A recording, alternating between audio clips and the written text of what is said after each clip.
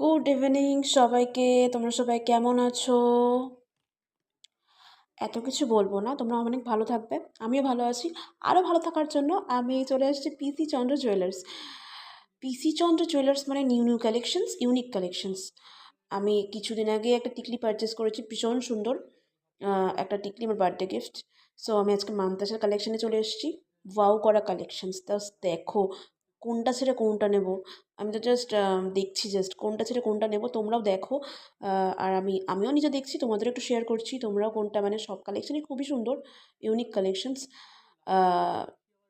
বলো কোনটা কোনটা ভালো লাগছে। আমার তো মনে হচ্ছে আমি দোকানটা মানে সব কটা নিই, কিন্তু পসিবল না এটা।